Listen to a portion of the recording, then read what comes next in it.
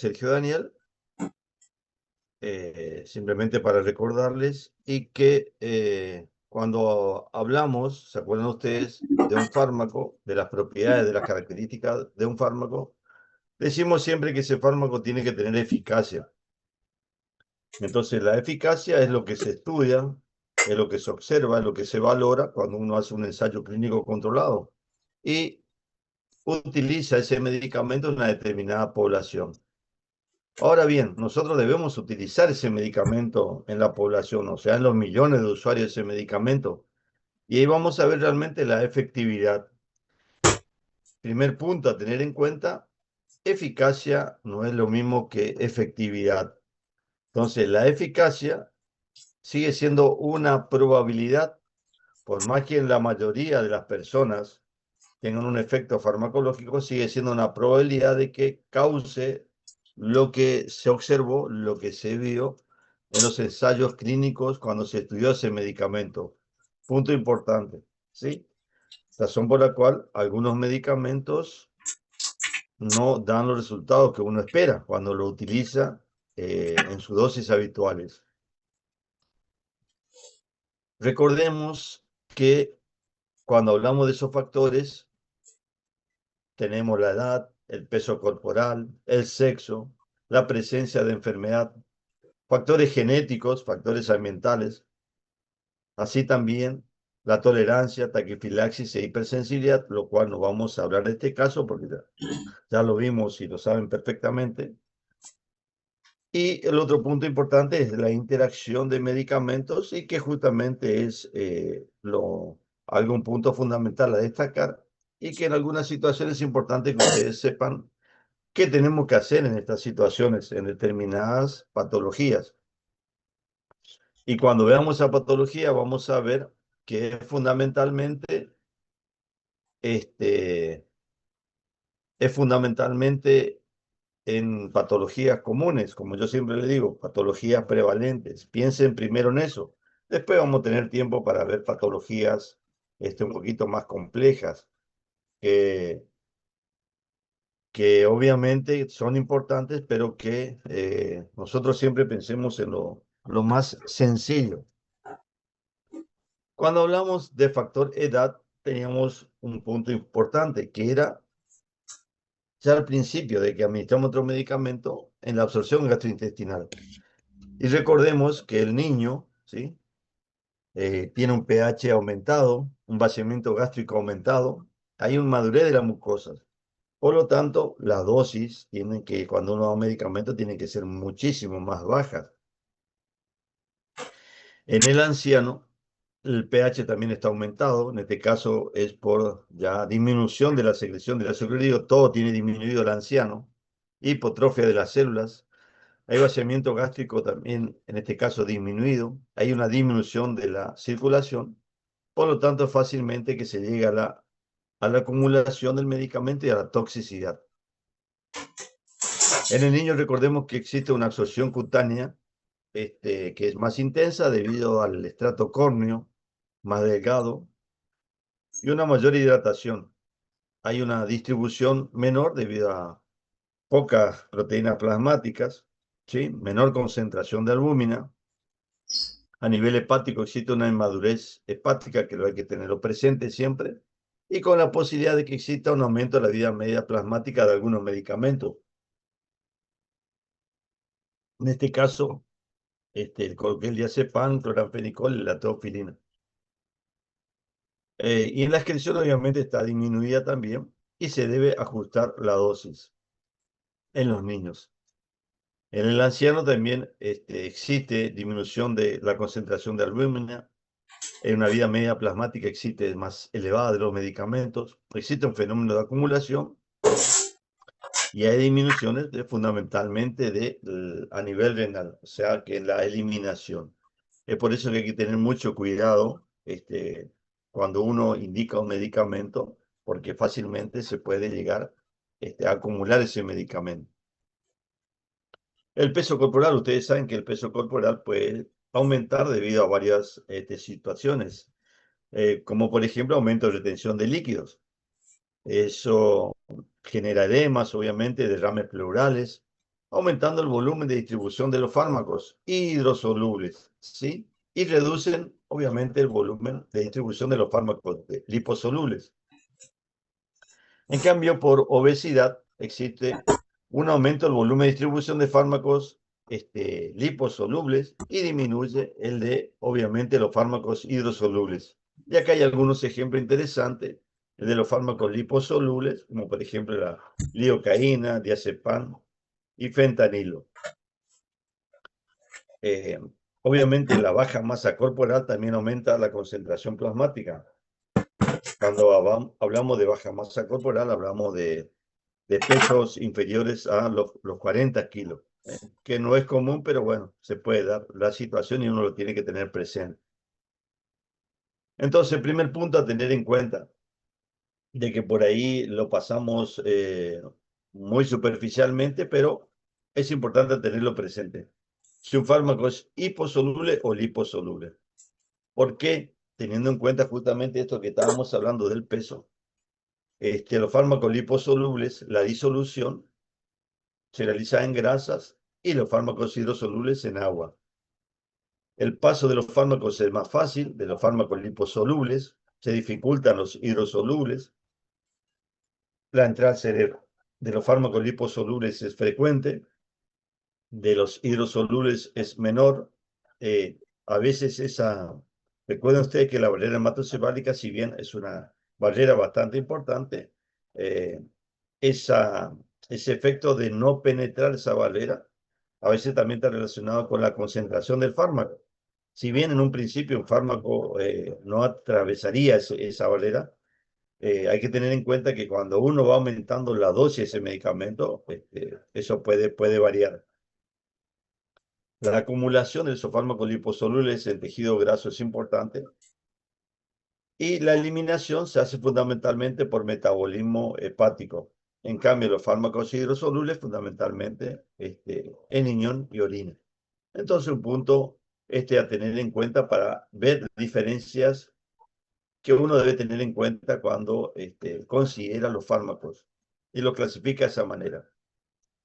Recordarán también la importancia de las hormonas en el sexo, los estrógenos y los andrógenos, y que por X motivo pueden aumentar la secreción, ya sea por un tumor a nivel suprarrenal, ya sea por un tumor a nivel de los ovarios, ¿sí? Eh, Síndrome de ovario poliquístico, que es bastante frecuente en las mujeres, o un problema testicular en el hombre, que puede ser que aumente uno u otro tipo de hormona. En algunos casos, cuando existe hipersecreción, por ejemplo, de andrógenos por un tumor testicular, puede causar en el hombre inhibición de la secreción de las gonadotrofinas.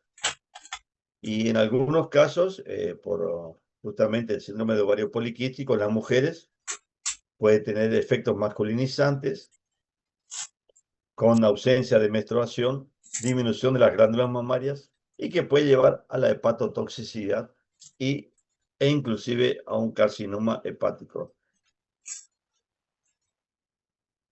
Factores genéticos cada vez más en los libros de farmacología aparece como un factor importantísimo porque cada vez se conoce más la genética del individuo. Yo simplemente acá ejemplifico una característica, pero recuerden ustedes que los factores genéticos pueden variar de una persona a otra desde la absorción, distribución, el metabolismo, la excreción, desde ahí. Yo simplemente les recuerdo a nivel del metabolismo, porque es un lugar bastante importante, donde puede hacer que cuando existe polimorfismo de esas enzimas metabolizadoras, algunos fármacos se metabolizan muy rápido, tienen un menor efecto farmacológico y en otros casos pueden tener un metabolismo muy lento con un riesgo fácilmente a la toxicidad. Asimismo, también puede haber variaciones en los receptores farmacológicos que obviamente alteran la respuesta. Como le digo, cada vez en los libros de farmacología aparece más ese polimorfismo genético y es bastante extenso porque se ven los diferentes tipos fenotípicos que hay entre un individuo y otro, y que obviamente la ausencia o la disminución de alguno de ellos altera la respuesta a un medicamento. Pero no nos vamos a quedar mucho tiempo en eso porque si no, no terminamos más. Factores ambientales, en este caso, agrega algo que es bastante interesante, que ya se lo voy a hacer decir, pero ustedes recordarán que en estos factores ambientales está el hábito dietético, la ingesta de alcohol y el consumo de cigarrillos. Ustedes recordarán cuando hablamos del alcohol, hablamos que se puede comportar de dos maneras, como inductor o inhibidor, dependiendo de si su ingestión es de forma aguda o de forma crónica, ¿sí? Entonces eso lo tienen que recordar, como ya lo habíamos enseñado en tercer año. Y el consumo de cigarrillos, obviamente, que son inductores enzimáticos a nivel de metabolismo, que es importante. Y que en algunos casos pueden causar inhibición también. Es importante tenerlo en cuenta el consumo que tienen muchas personas y de manera importante.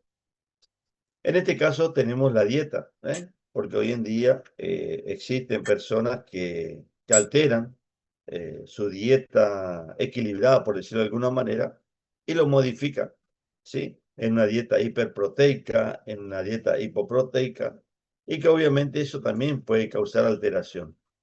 En este caso, fíjense ustedes, una dieta hiperproteica puede incrementar el metabolismo oxidativo de algunos fármacos, como ejemplo de la teofilina, propranolol y diazepam, mientras que el aumento de hidratos de carbono tiende a reducirlo. La dieta hipoproteica e hipocalórica puede reducir el metabolismo también de algunos fármacos, de la benzodiazepina, por ejemplo, como el oxazepam.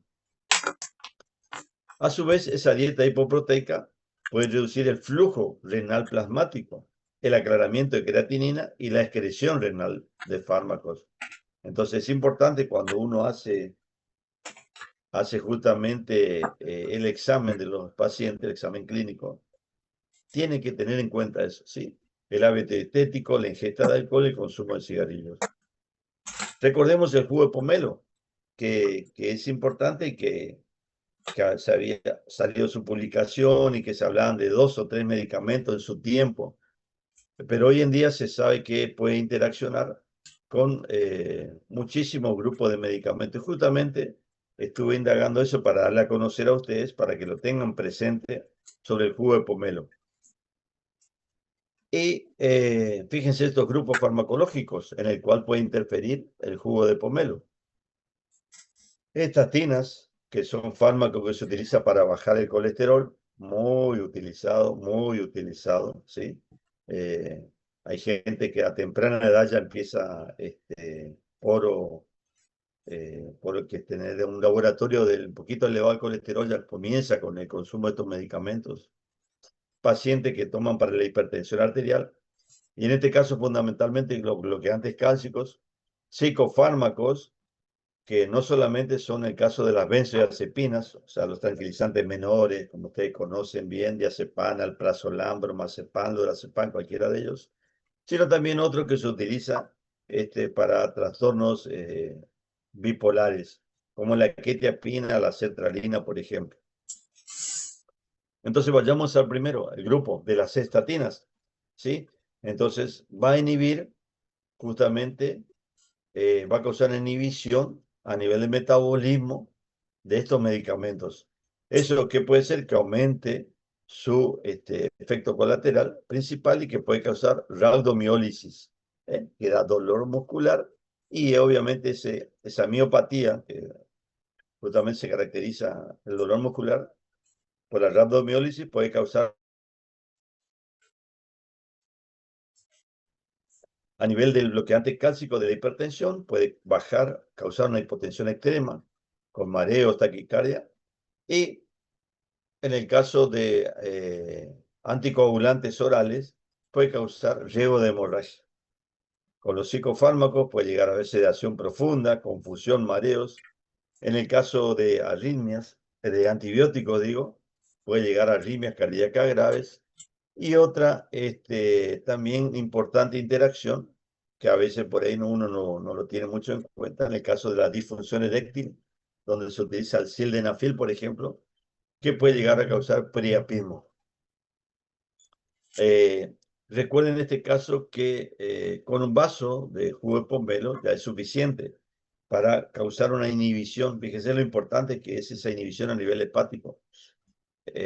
O un pomelo que uno lo toma, ¿sí? Un pomelo que lo toma. Y otro dato interesante es que no suele pasar con otros medicamentos, porque cuando generalmente uno deja de tomar el medicamento, ya desaparece esa interacción, hay que tener presente que la inhibición enzimática del jugo de pomelo es tan importante que puede durar hasta 48 horas. Fíjense el efecto importante, por eso le traigo a colación lo del jugo de pomelo en algunos medicamentos que son importantes. ¿Eh? Así que ténganlo presente este jugo. Algo que también me pareció interesante también destacar respecto a la diferencia que existe entre el hombre y la mujer, respecto, por ejemplo, en este caso, a la absorción. Las mujeres tienen menos esterasa en el intestino, lo cual puede aumentar la biodisponibilidad de la aspirina, menos acetaldehído deshidrogenasa, ¿sí? Que es el que degrada el alcohol rápidamente y eso aumenta el nivel del alcohol. En la distribución tiene mayor proporción de grasa y aumenta el volumen de fármacos liposolubles, como en el caso del metronidazol. Las quinolonas tienen menos volumen de distribución y tienen mayor acumulación en el hígado, en el miocardio y mayor acumulación en el músculo, en el caso de las mujeres. Y el metabolismo de los estrógenos pueden aumentar la actividad de la enzima CYP3A4, que es importante en el caso de la inducción e inhibición enzimática. El acetilsalicílico en las mujeres protege mejor del ictus y especialmente el infarto de miocardio a hombres que a mujeres, lo que se atribuye que tiene mayor efecto antiagregante en los hombres que en las mujeres, pero la amlodipina tiene un mayor efecto antihipertensor, por ejemplo, en mujeres. Es por eso que uno cuando trata la hipertensión arterial, por ahí suele elegir amlodipina y no otro grupo de fármacos en las mujeres. Debió ser mayor respuesta, pero obviamente esa respuesta no solamente de la misma manera, porque por ahí no está bien claro si es debido a las mayores concentraciones o si existe alguna diferencia es farmacodinámica en cuanto a su respuesta. Lo otro, obviamente, que siempre es bueno tenerlo presente son las enfermedades. Y como yo le dije, las que más interesa, la que ustedes tienen que recordar, que es la que afecta a nivel renal, por ejemplo, la enfermedad renal crónica, porque esto va a hacer que disminuya la excreción de fármacos y que haya mayor acumulación y mayor riesgo de toxicidad. ¿Y en qué tipo de fármacos? Fundamentalmente los AINES. Cualquiera de ellos acá yo puse simplemente para mencionar y recordarle. Ibuprofeno, diclofenac, ketorolac. ¿Eso a qué puede llevar? A fácilmente un riesgo de insuficiencia renal aguda. Y obviamente lo ideal es evitarlo o usar dosis ajustadas, que es lo que estuvimos charlando el otro día en el taller, cuando hablamos de farmacovigilancia. ¿Qué haríamos en esos casos? Cuando aparece una RAN tipo A. Antibióticos, por ejemplo, también como los aminoglucósidos, hay que tenerlo presente porque son fármacos bastante nefrotóxicos y que obviamente necesitan un ajuste de dosis. Enfermedad hepática, caso de cirrosis o hepatitis crónica, ¿sí? Tal metabolismo hepático, en este caso reducido, y los fármacos permanecen por más tiempo activos. Un fármaco me pareció interesante recordarles a ustedes y que es bastante hepatotóxico y de uso odontológico para el dolor, es el paracetamol. Entonces, recordarle que en esos casos, obviamente, se llega a la hepatotoxicidad a dosis alta y a veces también con dosis terapéuticas se puede llegar a la hepatotoxicidad debido a que ese metabolismo hepático se encuentra reducido. También es importante el caso de las benzodiazepinas, que van a tener un efecto más prolongado. Y la estatina, como mencionamos, los hipolipemiantes, que existen mayor riesgo de toxicidad muscular. En el caso de la diabetes mellitus, ¿sí? La hiperglucemia va a afectar la absorción y efectos de algunos fármacos, como por ejemplo los corticoides. Los corticoides que van a causar un aumento del azúcar en sangre. Eh, Acá le mencioné dexametasona, prednisona, por decirlo, algunos de ellos. Y que obviamente lo que se va a hacer es ajustar la dosis de insulina o de antidiabéticos. Pero eso obviamente no lo hacemos, no hace el odontólogo, ¿sí? Tiene que hacer el médico, el médico que está tratando al paciente. Entonces, cuando uno va a utilizar, hay que tener presente eso, que más que seguro por ahí, más si utiliza 2 o 3 clases de insulina, es importante que lo tenga presente porque seguro que va a tener que ajustar la dosis. Y en el caso de los AINES, hay un riesgo de empeorar la función renal y más aún si hay nefropatía diabética. Entonces la diabetes también es importante tenerlo presente. La hipertensión, que siempre hablamos de la hipertensión, ¿eh? Fundamentalmente afectan la presión arterial, o sea, hacen que aumente la presión arterial.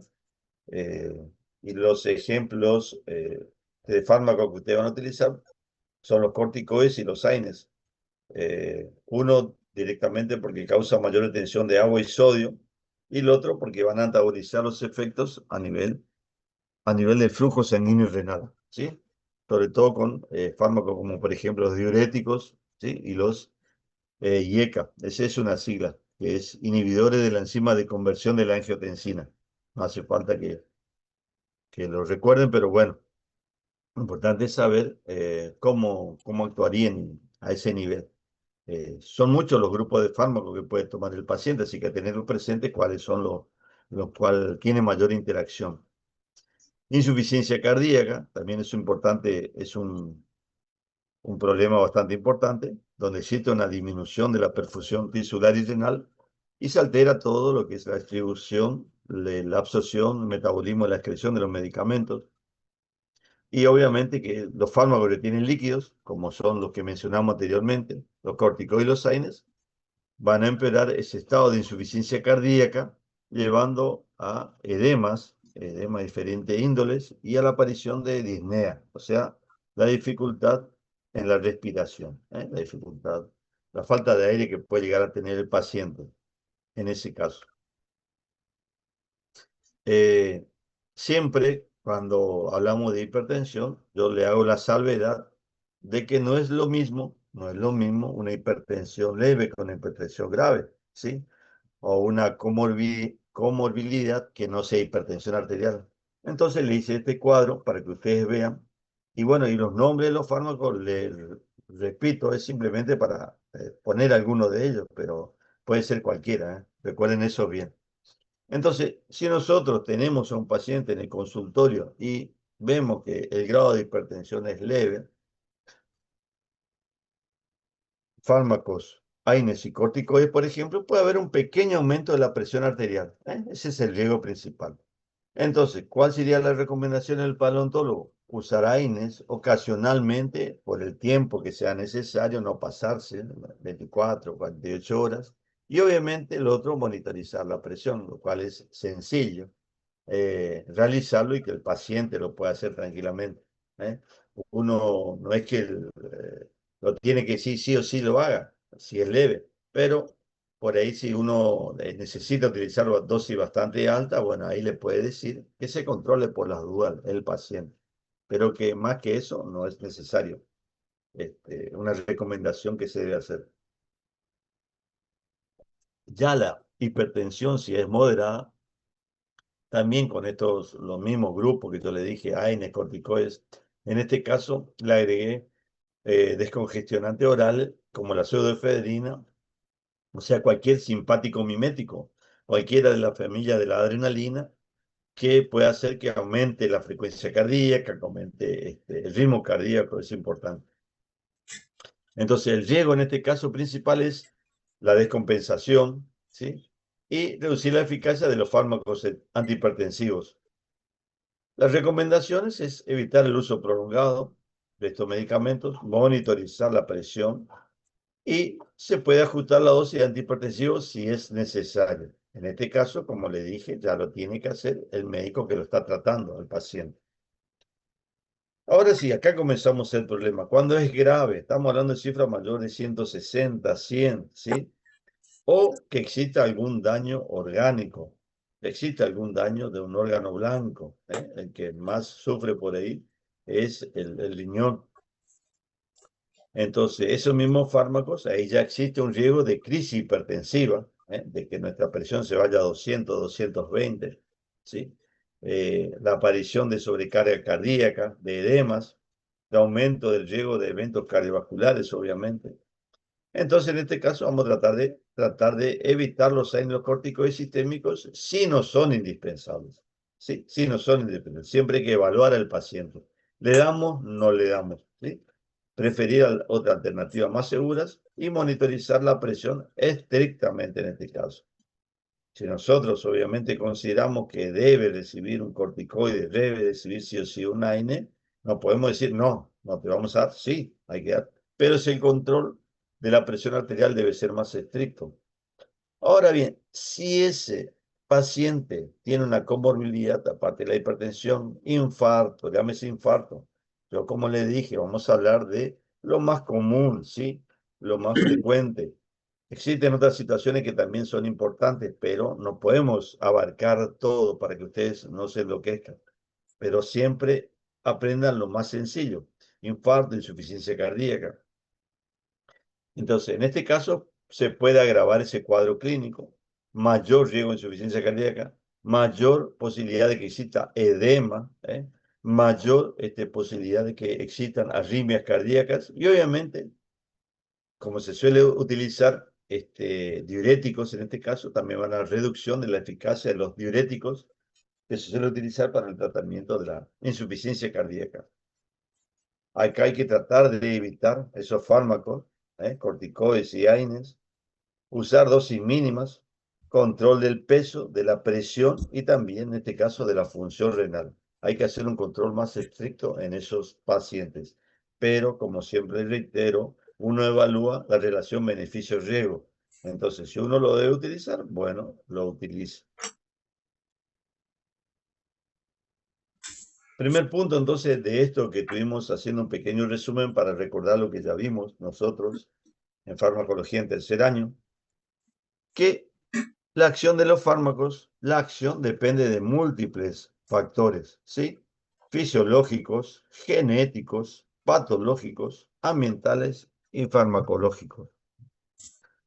Cuando existen ya comorbilidades, comunican el riesgos y requieren ajustes individuales. Siempre es individual. Por más que tengamos 2 o 3 pacientes que tengan lo mismo, siempre los ajustes son individuales porque las respuestas son individuales, ¿sí? Evaluar la función renal, hepática, cardiovascular, la coagulación y la polimedicación, también es importante tenerlo presente, porque existen muchos fármacos que vienen en combinaciones también a dosis fijas, hay que tenerlo presente. Uso prudente, en este caso, como dijimos, de AINES y corticoides, de acuerdo a la comorbilidad. Y algo que es sencillo y que ustedes no pueden no indicar, que es la monitorización clínica, ¿sí? De estos pacientes, tanto para la diabetes, tanto para la hipertensión arterial. Algo sencillo, con una pequeña muestra de sangre, un pinchazo como se hace en los pacientes, ya se sabe su glucemia. ¿Qué te puede demandar eso? Nada, 2 minutos, ¿sí? Al igual que me dice la presión arterial, 2, 3 minutos, 5 minutos. Así que no cuesta nada y realmente eso hace bien a la relación. Y bueno, la segunda parte sobre interacciones y lo mismo, tomé en cuenta las patologías más frecuentes y a lo último le hice un cuadro para que ustedes lo tengan. Y eso obviamente lo voy a pasar a una preceptora nuestra que se llama Micaela Melgarejo, le voy a pasar a ella el Power y para que ella en el grupo de ustedes lo pase y lo tengan todo este material. Entonces, ahí pueden ver las recomendaciones en el caso del odontólogo que debe hacer para esta situación. Pero primero vamos a recordar. Entonces, interacciones con respecto a un paciente que tiene hipertensión. Los AINES disminuyen el efecto antihipertensivo, pueden aumentar la presión arterial, entonces ya hay mayor riesgo renal, por un lado. El vasoconstrictor que utilizamos eh, con epinefrina, en anestesia con epinefrina, puede aumentar la presión arterial y arritmia. Recomendación en ese caso, no pasarse de 2 cartuchos de lidocaína con epinefrina que contengan una dilución en 1 en 100.000. ¿Sí? Eso sería lo ideal en ese tipo de pacientes que tienen hipertensión arterial. En el caso de diabetes, ustedes saben que los AINES causan riesgo de hipoglucemia. Y ese riesgo de hipoglucemia era debido a que altera la distribución de los medicamentos, compiten por el mismo transportador y bueno, lo deja libre al hipoglucemiante y así causa un aumento de su efecto farmacológico. En cambio, los corticoides aumentan la glucemia, ¿sí? Aumentan la glucemia. En ambos casos se descompensa obviamente el paciente diabético. Y también recuerde que en la diabetes hay mayor riesgo de periodontitis en caso de infecciones y la cicatrización es más lenta, ¿sí? Cuando uno tiene un paciente con diabetes. Paciente con insuficiencia renal, hay que tener en cuenta también el uso de los AINES, porque pueden empeorar la función renal por retención de líquido. Y como fármaco de elección, obviamente se prefiere el paracetamol en este caso. Pero por ahí sí lo que predomina es la inflamación. Recuerde usted que el paracetamol en ese caso no sería el indicado, pero es simplemente para tenerlo presente cuando uno habla de un proceso de insuficiencia renal y bueno, sabe que el paracetamol sería uno de los que menos efectos provoca ese nivel. Otros antibióticos de prescripción también bastante frecuente, la amoxicilina y la clindamicina. Y en ambos casos se debe ajustar la dosis según el filtrado glomerular, ¿sí? Entonces, de acuerdo a esa filtración glomerular, uno lo tiene que ver cuánto lo da. A veces la dosis se mantiene, pero sí lo que se modifica son los intervalos de dosis. Otra cosa que puede ocurrir también es mayor riesgo de sangrado por alteraciones de las plaquetas. Eh, Recuerden ustedes, cuando existen, se afecta a todos los glóbulos y la plaqueta es fundamental. En el caso también podría haber un paciente con coagulopatías o que están anticoagulados. Son muchísimos. Hoy en día existen muchísimos anticoagulantes. Acá simplemente le traje dos que son de uso común, la warfarina y la cenocumarol, pero tenemos la heparina, ¿sí? La heparina, otros nuevos, apixaban, por ejemplo. Eh, Por eso, pero en recordar simplemente, ustedes recuerden, en ese caso, si le dice, bueno, estoy tomando un anticoagulante, bueno, ¿cuál de ellos? ¿Cuál? Eh, Eso es importante que lo tengan en cuenta. Porque ustedes saben que lo primero fundamental, ¿con quién? Con el grupo que más vamos a prescribir, uno de los grupos que es el AINE, ¿sí? Cualquiera de ellos. Mayor riesgo de hemorragia, de sangrado. Existen también antibióticos que van a aumentar el tiempo de protrombina, el tiempo de sangrado, ¿eh? Y especialmente en este caso, si es con la warfarina, ¿eh? De todos los anticoagulantes, en este caso hay que tener en cuenta más con la warfarina. Eh, y dentro de los antibióticos tenemos el metronidazol, que también es un antibiótico de uso en odontología, y el grupo de los macrólidos, la eritromicina, y que pueden producir un sangrado excesivo, debido a esa interacción con la warfarina. Otra situación que también es importante, que es frecuente, son los pacientes con convulsiones. Y acá tenemos, por ejemplo, aquellos medicamentos que también de uso común existen varios grupos, varios medicamentos. Pero acá simplemente le traje a colación lo que más suena, lo más frecuente. Fenitoína, la carbamazepina, el ácido valproico, por ejemplo. Y recordarles también que algunas lesiones, como por la hiperplasia gingival, se puede dar justamente por esos medicamentos anticonvulsivantes, como por ejemplo la fenitoína. Entonces, cuando hace el examen clínico, y ven esa hiperplasia gingival puede deberse justamente por ese medicamento.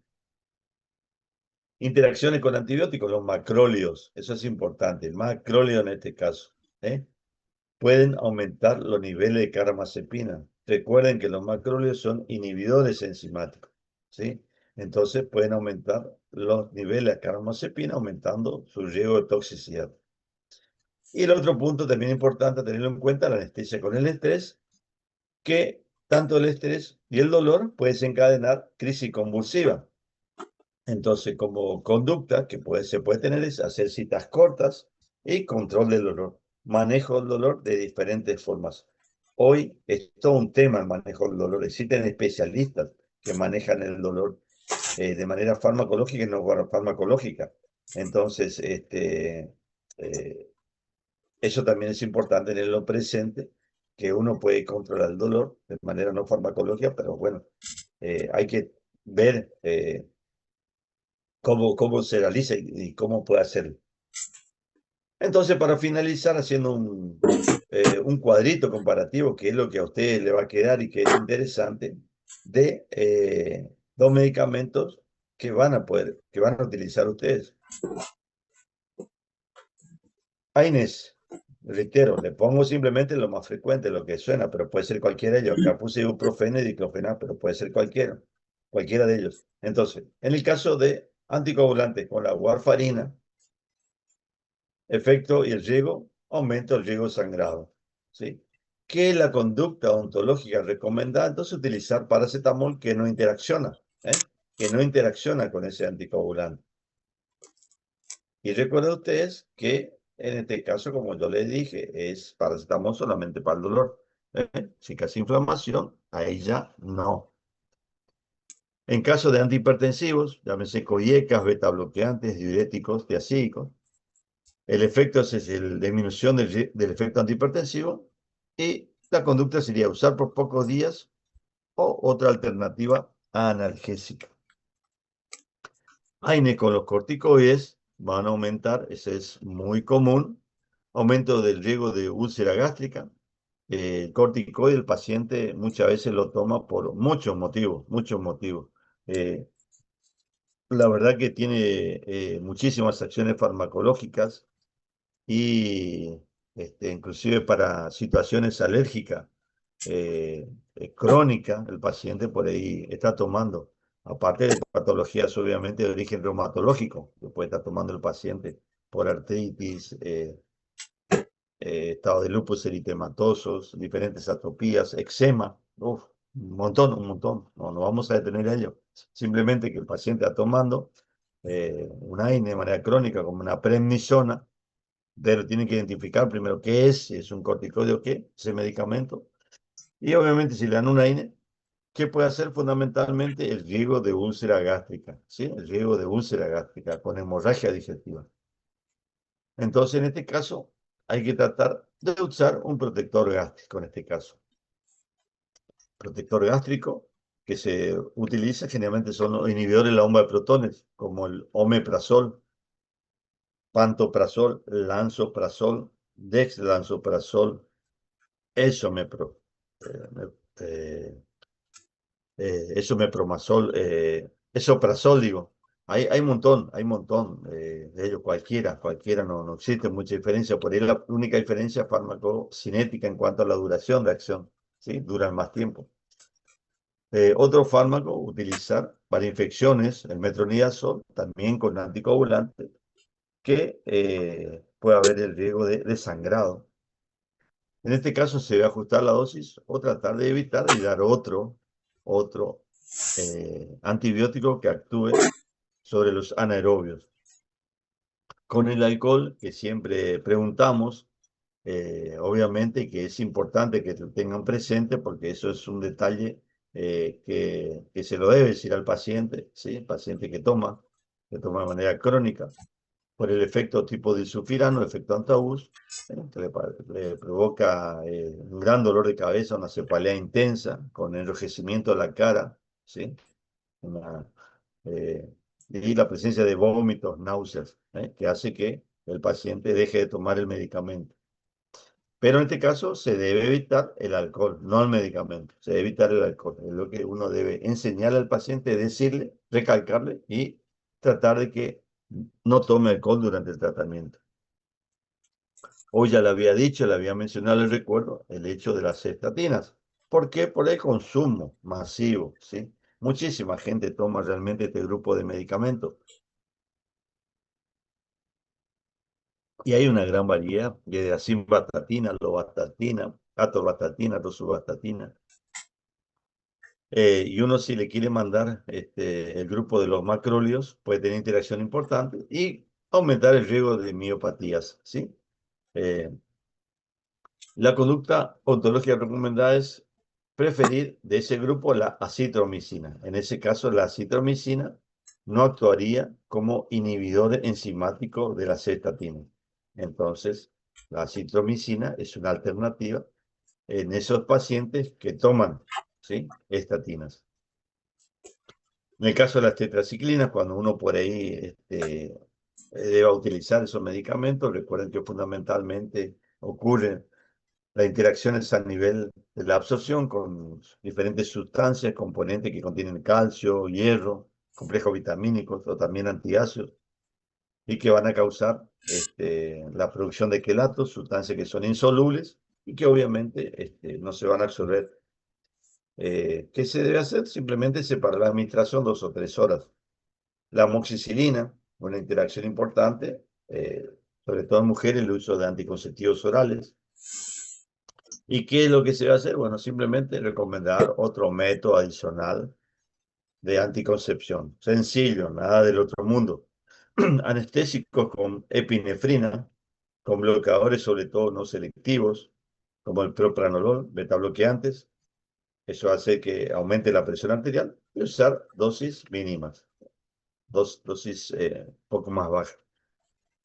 Y la benzodiazepina, en este caso, le coloqué, estaba entre si le colocaba o no, pero como yo le dije, existen provincias que permiten la prescripción de derivado del opio, que permiten la prescripción de benzodiazepinas y que por ahí a ustedes le puede tocar justamente ir a trabajar en esa provincia y bueno, ténganlo presente, las interacciones más importantes con el alcohol, los opioides y que obviamente el efecto importantísimo que puede llegar a causar la depresión respiratoria. Entonces hay que tratar de evitar esas combinaciones. Así que bueno, con esto traté de resumir un poquito todo lo que eran factores que modifican y las interacciones más importantes que ustedes lo tienen que tener presente y que no pueden dejar de no saberlo, ¿sí? Después sí vamos a ir viendo en los talleres otras interacciones. Para eso está la página en internet drags.com, ¿sí? Drags.com que ustedes ponen, drags.com y ya le manda interacciones. Y ahí vemos todas las interacciones posibles que puede haber de los distintos fármacos para diferentes situaciones clínicas. Pero esto, de esta patología que yo le mencioné, eso tienen que saberlo y que siempre preguntamos, siempre preguntamos. Bueno, y por último, entonces recordar esto, ¿sí? Que los individuos varían en la magnitud de su respuesta a la misma concentración de un mismo fármaco. ¿Eh? Entonces, misma concentración de un fármaco, la respuesta puede ser diferente. Uno puede ser en más, otro puede ser en menos, otros pueden ser indiferentes totalmente. Una persona determinada no siempre responde de la misma manera a la concentración del fármaco. Una misma persona. Los otros eran diferentes individuos. En este caso, una misma persona. No siempre responde de la misma manera a la misma concentración del fármaco. Otro, la respuesta al fármaco puede cambiar debido a la enfermedad, a la edad y a la administración previa de otro fármaco.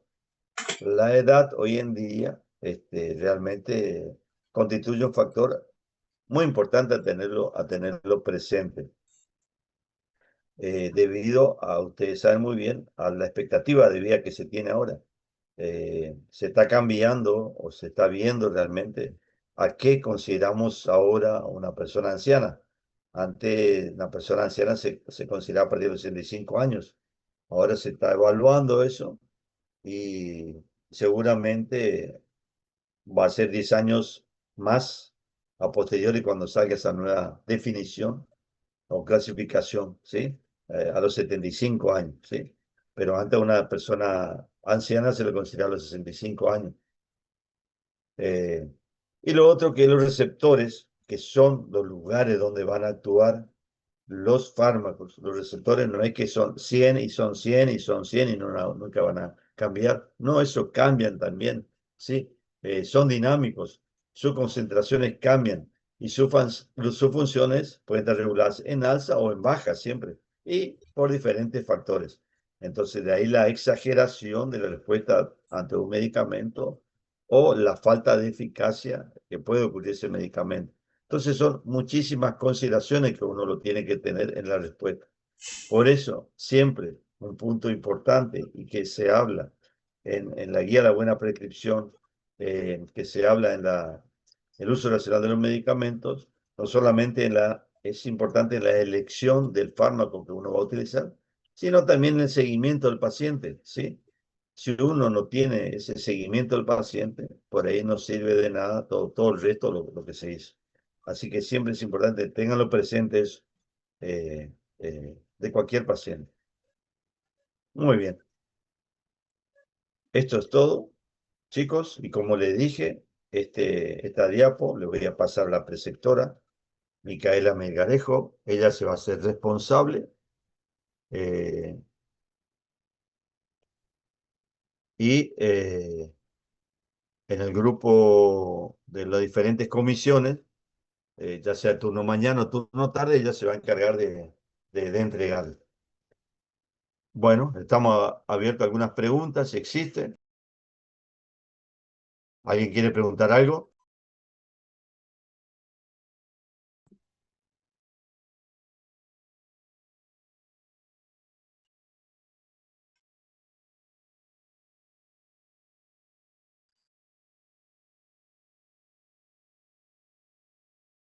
Bueno, como le dije, sigamos trabajando en los talleres. Los talleres vamos a profundizar. Y la página, reitero, es drags.com, ¿sí? Eso ustedes lo pueden ver tranquilamente y buscar toda la información que quiera de las interacciones que a ustedes les interese. Bueno, chicos, un gusto. Creo que terminamos en tiempo como corresponde y no les aburrí mucho, así que